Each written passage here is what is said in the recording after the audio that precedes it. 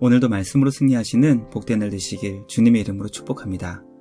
1월 25일 우리에게 주신 말씀은 요한복음 7장 25절부터 36절까지입니다. 말씀 함께 보겠습니다. 예루살렘 사람 중에서 어떤 사람이 말하되, 이는 그들이 죽이고자 하는 그 사람이 아니냐? 보라, 드러나게 말하되 그들이 아무 말도 아니하는도다. 당국자들은 이 사람을 참으로 그리스도인 줄 알았는가? 그러나 우리는 이 사람이 어디서 왔는지 아노라. 그리스도께서 오실 때에는 어디서 오시는지 아는 자가 없으리라.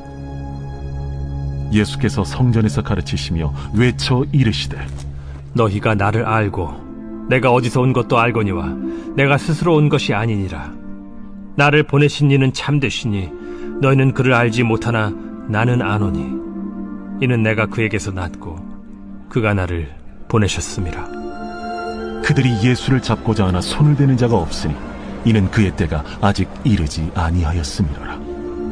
무리 중에 많은 사람이 예수를 믿고 말하되, 그리스도께서 오실지라도 그 행하실 표적이 이 사람이 행한 것보다 더 많으리야. 예수에 대하여 무리가 수군거리는 것이 바리새인들에게 들린지라. 대제사장들과 바리새인들이 그를 잡으려고 아랫사람들을 보내니 예수께서 이르시되, 내가 너희와 함께 조금 더 있다가 나를 보내신 이에게로 돌아가겠노라. 너희가 나를 찾아도 만나지 못할 터이요 나 있는 곳에 오지도 못하리라. 이에 유대인들이 서로 묻되, 이 사람이 어디로 가기에 우리가 그를 만나지 못하리요? 헬라인 중에 흩어져 사는 자들에게로 가서 헬라인을 가르칠 터인가? 나를 찾아도 만나지 못할 터이요 나 있는 곳에 오지도 못하리라 한 이 말이 무슨 말이냐?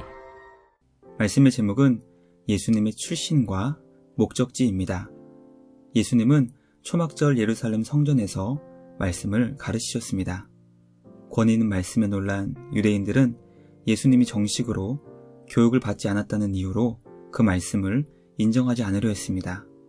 사람들 사이에서 은밀히 사역을 행하셨던 예수님이 사람들에게 드러나게 되시자 주님에 대한 다양한 반응이 나왔습니다.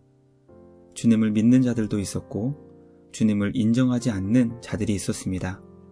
주님을 향해 수군거리며 불평하는 자들이 있었고 예수님을 잡아 죽이려 하는 자들도 있었습니다.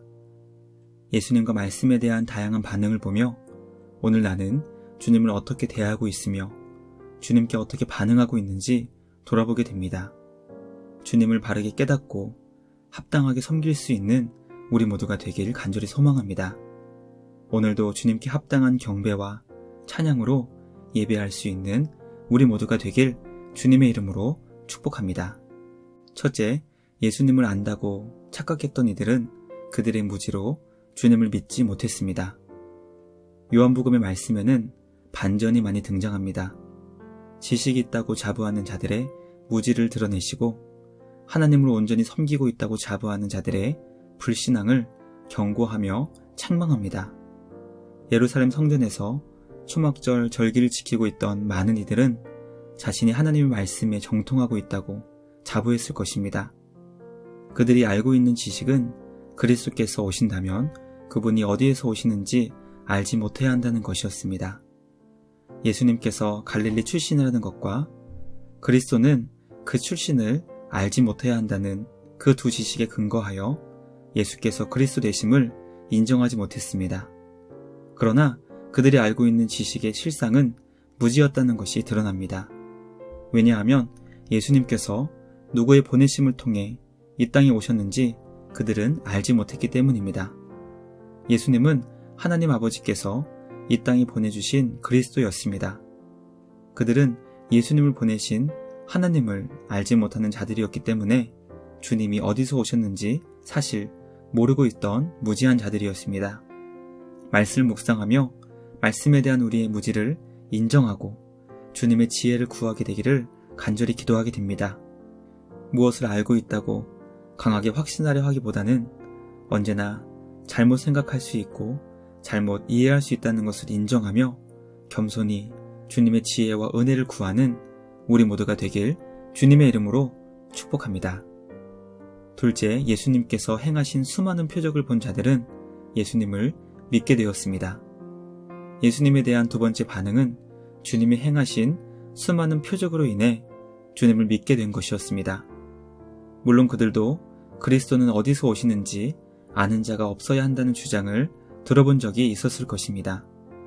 그럼에도 불구하고 그들은 주님이 보여주신 놀라운 기적을 보며 진짜 그리스도가 오신다고 해도 예수님보다 더 많은 표적을 보여주기 힘들 정도로 예수님의 사역을 위대하게 평가하며 주님을 믿었던 것입니다.